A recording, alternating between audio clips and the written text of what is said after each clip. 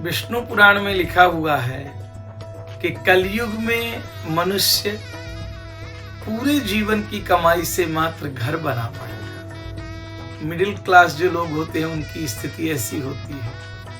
कोई नौकरी करता रहता है तो बहुत दिन नौकरी करने के बाद में जब कभी बेचारा रिटायर होता है तो पूरे पैसे से घर बना के बैठ जाता है। प्राइवेट सेक्टर में काम करने वाले मिडिल क्लास के लोग लंबा लंबा बड़ा बड़ा लोन ले लेते हैं, मात्र घर ही बना पाते हैं, होम लोन लेकर के पूरी जिंदगी भरते रहते हैं। कारण कि घर हमारे जीवन में बहुत महत्व रखता है। अगर बहुत गर्मी होगी, बहुत धूप होगी, बहुत बारिश होगी तो भाग के घर आना है।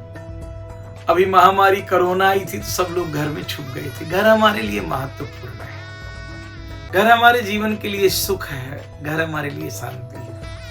परंतु घर लेने के बाद में भी प्रायः देखा गया है कि घरों में बीमारियां, अकाल मृत्यु, घर के अंदर आने के बाद लोग बोलते हैं कि बच्चे पढ़ नहीं रहे हैं, घर में अशांति फैली रहती है, पैसा रुकता नहीं है।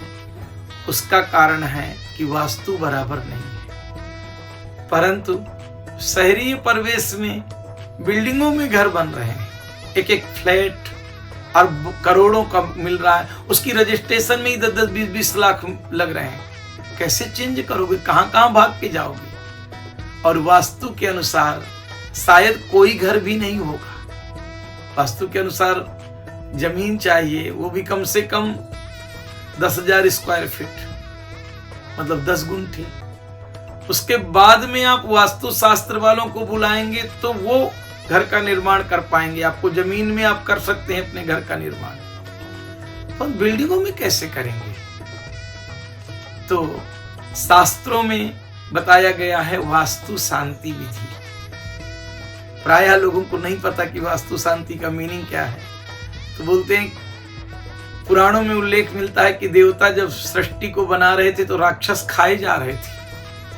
संपूर्ण देवता भगवान भोलेनाथ के पास पहुंचे।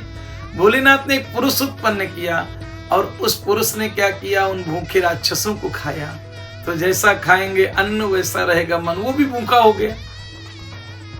स्वर्ग में रोटी सब्जी बनती नहीं, किचन बनेगी तो गटर बनेगी, नरक हो जाएगा। तो संपूर्ण देवता उसको लेकर के भगवान नारायण के पास वैकुंठ पहुंचे। भगवान नारायण ने कहा कि तुम शिव के अंश से उत्पन्न हुए हो, मेरे आश्रय में आए हो, तो मेरा भी अंश हो, शिव का भी अंश हो। आपका नाम आज से वास्तु होगा। जिस घर में रहोगे वहां का दुख खा जाओगे, वहां की चिंताएं, वहां का शोक, वहां का संकट खा जाओगे। तब से हमारे यहाँ वास्तु शांति का विधान आया। वास्तु शांति में सबसे पहले विधि क्या होती है? पहले देवता कौन है? तो उसके हैं देवता वास्तु। ये जो आप पंचधातु के देखेंगे, ये 3 देवता पंचधातु के होते हैं। वास्तु जिसमें गोल्ड होता है, चांदी होती है, तांबा होता है, पीतल होता है और शीशा होता है। तो ये वास्तु भगवान है, इनको घर में रखना है। उस वास्तु ने कहा कि मेरे पास में तो इतनी एनर्जी नहीं है कि मैं उस घर में संपूर्ण प्रकार के दुख संकट खाऊं, सुख दे सकूं। तो नारायण मुस्कुरा करके बोले कि पूरे ब्रह्मांड में एनर्जी का स्रोत, पावर का सूत्र सूर्य है। प्रकाश कहां से मिलता है? सूर्य से। ऊर्जा कहां से मिलती है? हमारे जीवन में कैल्शियम कहां से आता है? स्रोत कौन है ऊर्जा का? सूर्य। तो उसी के साथ में पंचधातु के सूर्य नारायण आप लोग देख रहे होंगे, ये सूर्य भी वास्तु के साथ ही रखे जाते हैं। अब वो सूर्य भगवान और वास्तु तो स्थापन हो गए, पर पूरे घर को हमारे एनर्जीफुल बनाना है तो उसके लिए हमें पंचधातु की एक प्लेट है जिसमें लिखा है पंचधातु। ये प्लेट रखने से पूरा घर चौकोन होती है, वास्तु का विधान चौकोन है। तो ये पंचधातु के वास्तु, पंचधातु के सूर्य और पंचधातु के अपने ये प्लेट वो रखना है, और एक गोल्ड की सलाखा रखना है जिसको हम स्वर्ण सलाखा कहते हैं। ऐसी सलाखा होगी, उस स्वर्ण सलाखा भी उसके साथ ही रखना है। अब ये तो वास्तु हो गया, परंतु वास्तु किसके ऊपर टिका है? तो कहते हैं कि जमीन के सबसे नीचे जो है वो कच्छप भगवान है। भगवान का रूप है कच्छप। तो ये देख रहे होंगे आप, चांदी के जो हैं ये कछुआ, आप देखिए ये रखना चाहिए, सबसे नीचे रखना चाहिए। ये विधान ये सबसे नीचे कछुआ रखना है। ये कछुआ देख रहे हैं, भगवान नारायण का अवतार है कच्छप। और इन्हीं कच्छप के ऊपर नाग और नागिन का जोड़ा, कहते हैं ना, शेष नाग कच्छप के ऊपर है और उनके शेष नागिन और नाग का जोड़ा। भगवान किसके ऊपर? कच्छप के ऊपर नागिन और उनके ऊपर नाग, ये क्रम है। शेषनाग के ऊपर पृथ्वी माता है। ये देखिए चांदी की, आप देख लें, पृथ्वी माता है, शेषनाग के ऊपर है। इनको स्थापित करना चाहिए।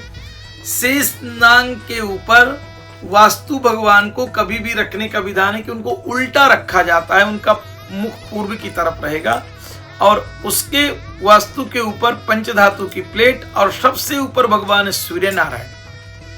इस विधि से हम जब स्थापित कर देंगे घर में वास्तु, कितने दिनों बाद आप घर को खोलिए, लगेगा एक अच्छी एनर्जी घूम रही है। छोटा सा बच्चा भी होगा, भय नहीं लगेगा। कई लोग शिकायत करते रहे, शास्त्री जी घर में सुकून नहीं है, मायूस जैसा घर लगता है, काटने के लिए दौड़ता है। आप अगर ये वास्तु रखे हैं तो घर भरा भरा रहेगा, कभी मायूसी नहीं आएगी, कभी किसी भी परिस्थिति में अकाल मृत्यु नहीं होगी, दारिद्र नहीं आएगा कि 1 रुपए के लिए आप मोहताज हो जाएं। इसलिए वास्तु विधि विद्वान ब्राह्मणों से विधि पूर्वक करने से हमारे जीवन में संपूर्ण प्रकार के सुख, शांति, आरोग्य और घर खरीदने का जो उद्देश्य है आपका कि हम सुकून से रहेंगे, शांति से रहेंगे, वो पूर्ण हो जाता है। इसलिए हमें वास्तु शांति करना चाहिए और इस क्रम से हमें देवताओं की स्थापना करना चाहिए। वास्तु शांति करते समय गणपति मंडल, षोडश मातृका मंडल, वास्तु मंडल, नवग्रह मंडल, रुद्र मंडल की स्थापना करना अति आवश्यक होता है। गणपति से रिद्धि सिद्धि, शुभ लाभ, मातृकाओं से कुलदेवी कुलदेवताओं की कृपा, वास्तु मंडल से संपूर्ण वास्तु की पवित्रता, नवग्रहों से संपूर्ण दोष और क्षेत्रपाल अति आवश्यक होता है।